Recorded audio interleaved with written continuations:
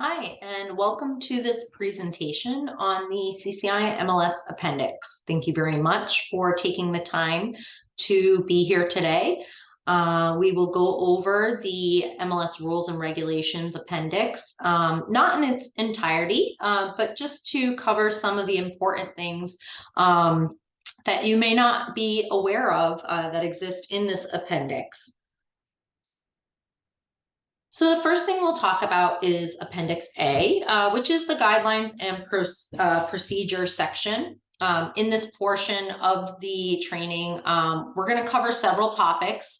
However, we're not going to cover all topics. There are quite a few, but we will discuss the sections that are not necessarily included in the rules and regulations, but are really important for you to know because some of them do yield citation offenses if they are violated. We do recommend that you download a copy of the MLS rules and regulations in order to review these topics in their entirety. So please do take a moment to take out your phone and scan this QR code.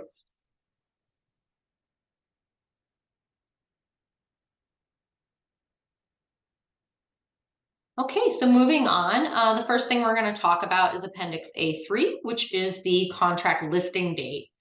So the listing date within an exclusive contract should be the date that the contract goes into effect. And this does not necessarily reflect the date that the property should begin marketing.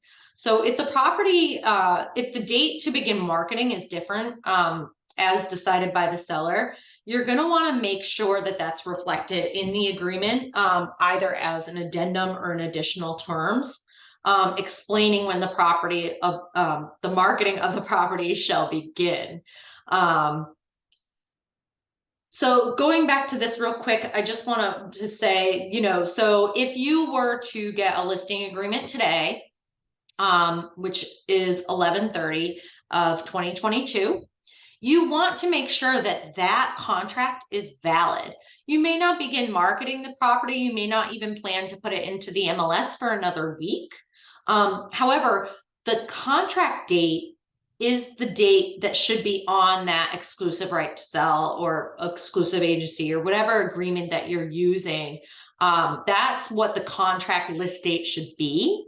And then again, if you're planning on marketing it in a week or so, you would make sure that you put in the additional terms or add an addendum that states, let's say December 8th, this property will begin as a coming soon property, or this property will go active in Cape Cod and Islands MLS.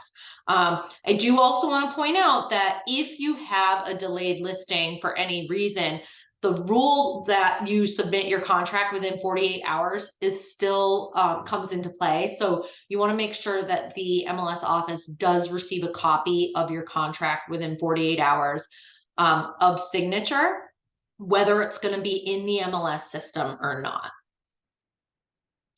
So the next appendix is A4 that we're going to talk about, and that's populating the tax record data. This is a new one that was recently voted on.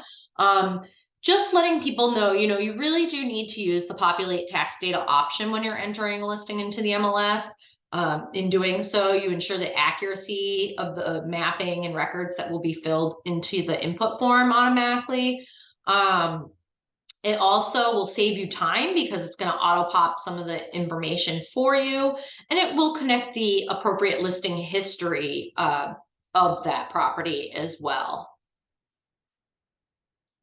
So as a best practice, using minimal information will provide the most records for agents to choose from. And then you can contact the MLS support if you need to at mlssupport@cciaor.com if you're unable to auto pop that information. Again, keep it simple. Put in the street number, the street name, and maybe the suffix. Put the county and the town and hit the auto pop button. If you put too much, a lot of times it will confuse the system.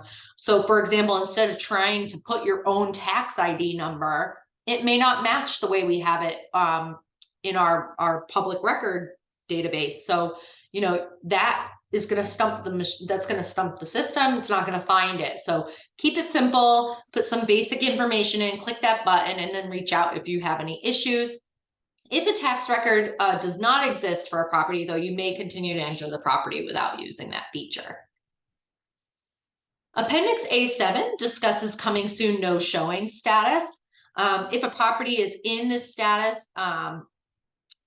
if a property in the coming soon showing status is not available after the allotted 21-day period, it may be made active with the appropriate agent remarks or temp off market.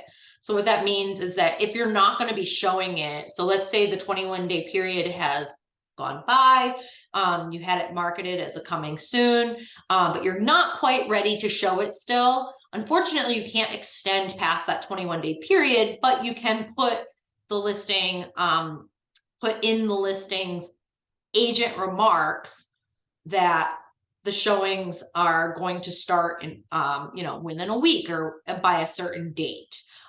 You could also put that in the showing instructions as well. If it is found that a property in the coming soon no showing status has been shown, it is considered a violation. The property must be made active immediately, or a second violation will be issued. If it is found that a property in this status has been solicited by an agent with the request to show the property while in this status, it will be considered a violation offense as well. We have had a lot of complaints from agents stating that when they have a property in the coming soon no showing status, that agents are begging them to see it before it goes active. And that's really against the policy. It's against the whole purpose of that status. So this has now been made a violation offense as well. Appendix A8 is regarding delayed listings. We did touch briefly on this a little bit ago, but delayed listings may be submitted to the MLS with a future list date, which will automatically become active upon its list date. So in order for the listing to automatically become active on the list date, agents should be sure to, that they add the listing and not simply save it as incomplete. So future listings are only visible to the MLS staff, to that listing agent, and the broker or full rights office manager. If a delayed listing has a fully executed offer prior to it being entered into the MLS, you are welcome to use our comparable sale property type. And Appendix B4 talks a little bit more about that particular policy. Appendix A12 is about square footage. There are 4 sections in the MLS, 3 within the input form that are related to the square footage of the property. The field card square footage, additional finished space, additional square foot source, and the total finished space. So the field card square footage will automatically be filled by using that populate tax record data.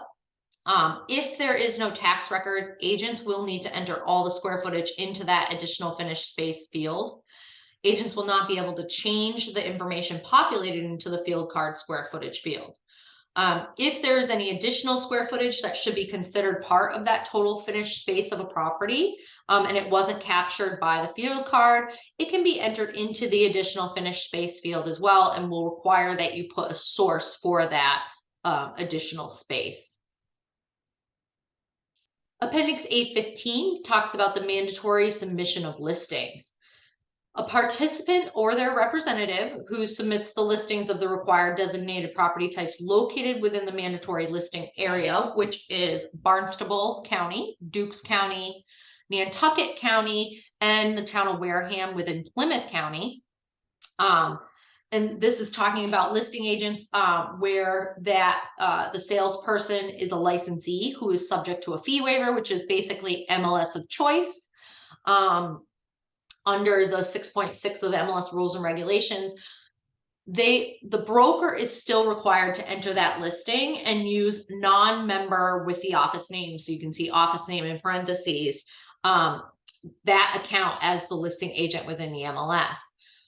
If you don't have a non-member office account, you can contact our support and we'll make sure that we create one for you. So again, if I am a broker, and I am a member of CCIMLS, and I have someone within my office who is not a member of CCIMLS, but takes a listing within the mandatory listing area, I am required to enter that listing into Cape and Islands MLS. In doing so, you can elect for someone in your office to do it who has access to the MLS, or you can pay a $30 administrative fee and have the MLS staff do it for you. Again, if you have questions on this, always feel free to reach out to the MLS staff. Closing listings with a non-CCIMLS member or an unrepresented buyer. When closing out a listing with a non-member of CCIMLS, you're going to want to use the U00F code, which will be non-member option. And then you'll have to fill out the name and the office information for that non-member. If you're closing out a listing where the buyer was unrepresented, you should be using the unrepresented buyer option, which is U00B. And no agent should be getting credit for both sides of a sale unless they acted as a dual agent or facilitator. Appendix A20 talks about concessions. So when the concessions are added to the MLS, when you're closing out a listing, you want to make sure that the sold price reflects the total selling price of the property prior to taking out the concession. So that total amount.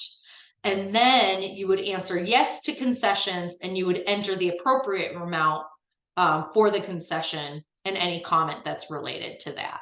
So it's the total amount and then the concession amount. Reporting of possible violations. So agents can report violations from within the listing software, from within an individual listing. We call it an error report, but you are also welcome to contact the MLS staff directly. It's important to know that all violations are anonymous. We will review every violation that is submitted, and we will address each and every one of them in accordance with the citation policy. Agents who are submitting violations should not expect to receive a follow-up regarding the violation submitted.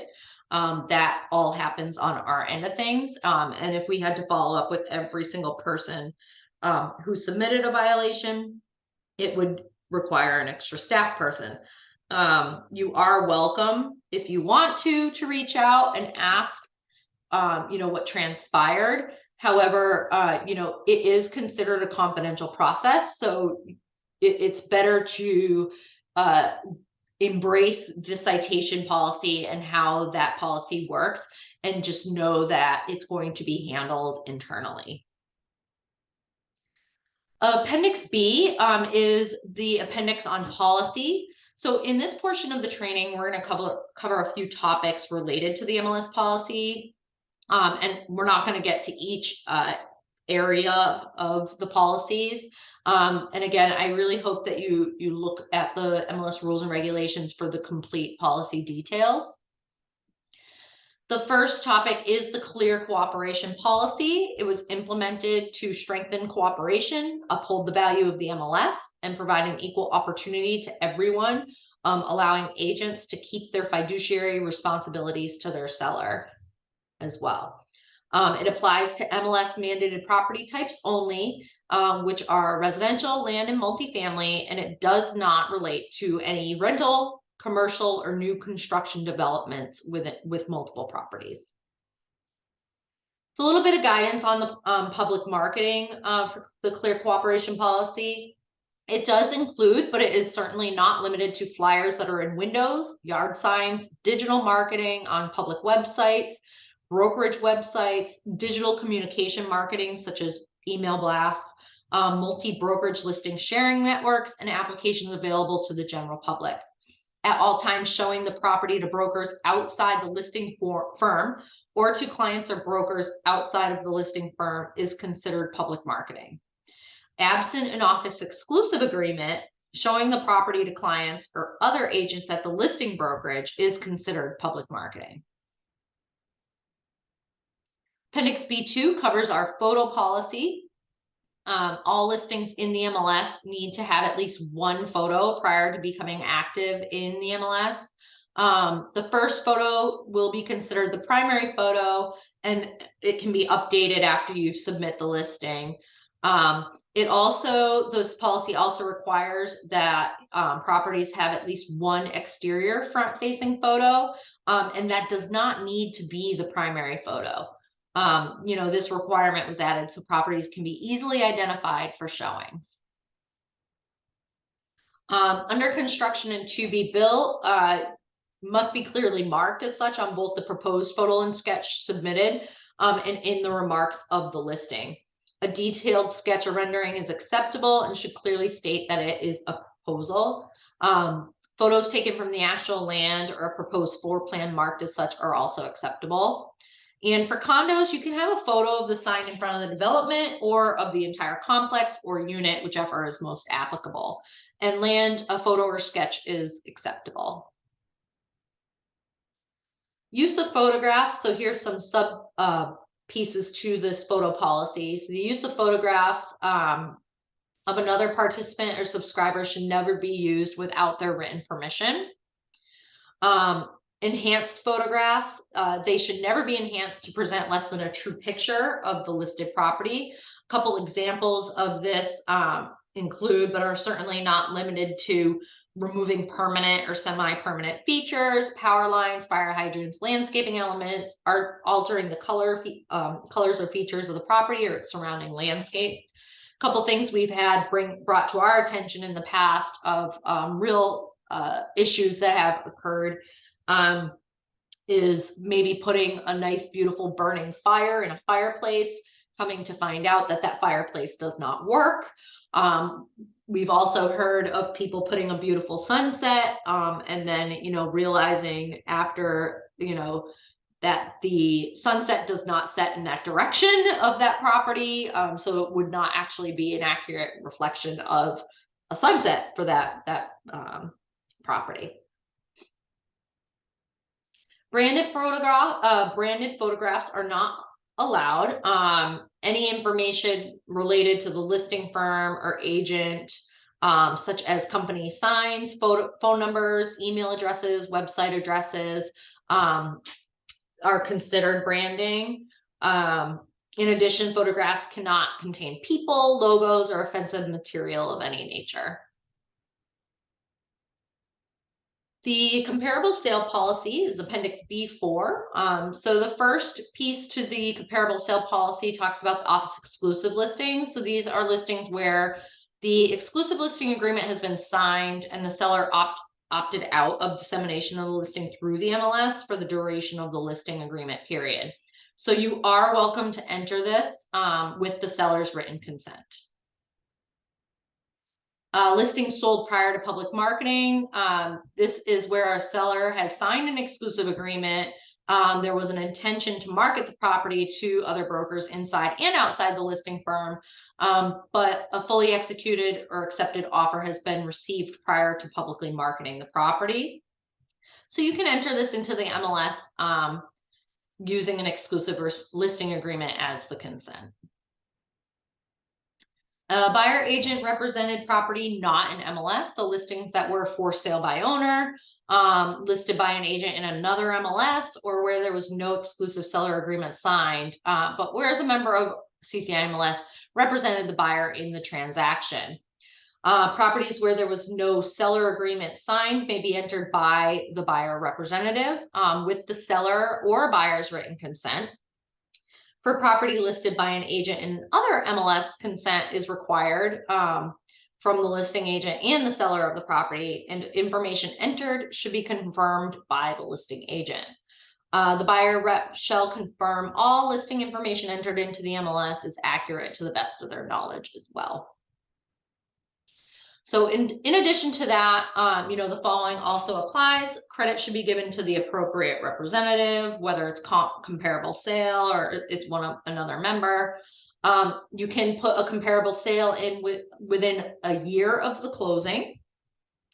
A little note on expired listings. If a listing is in the MLS as expired and it has not been marketed in between the time it expired and a P&S was executed, you can reach out to us within that year time frame, and we can actually just update that expired listing for you.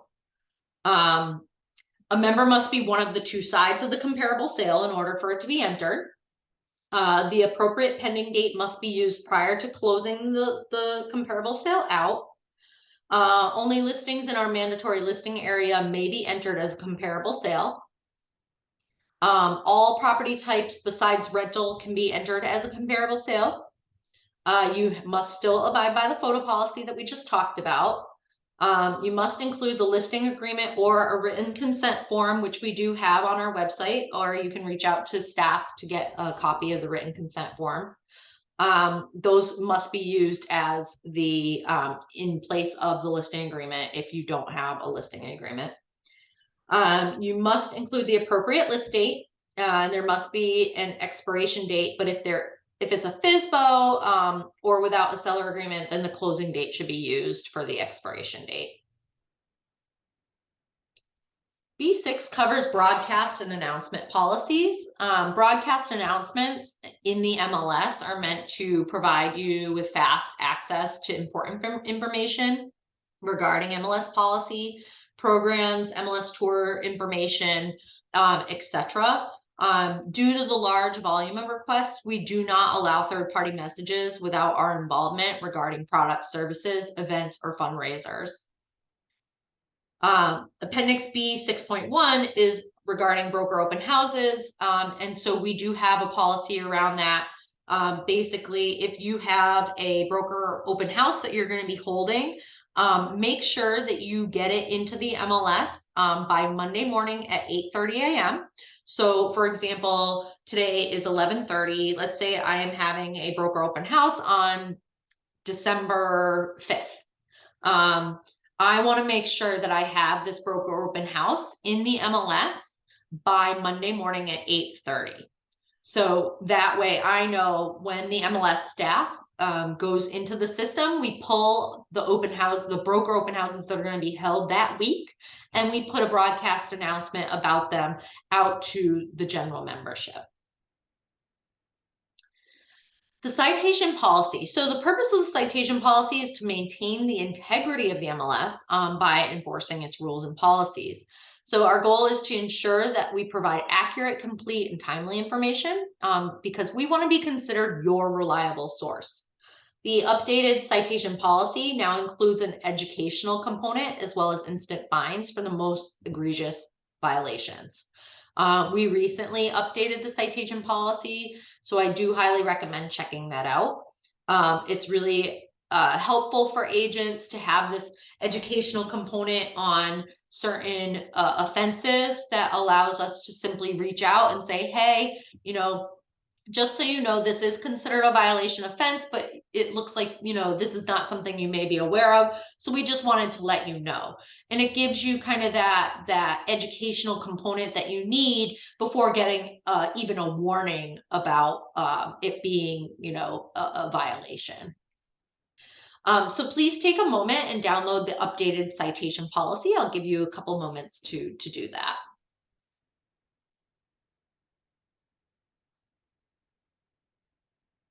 Okay, so we'll move on.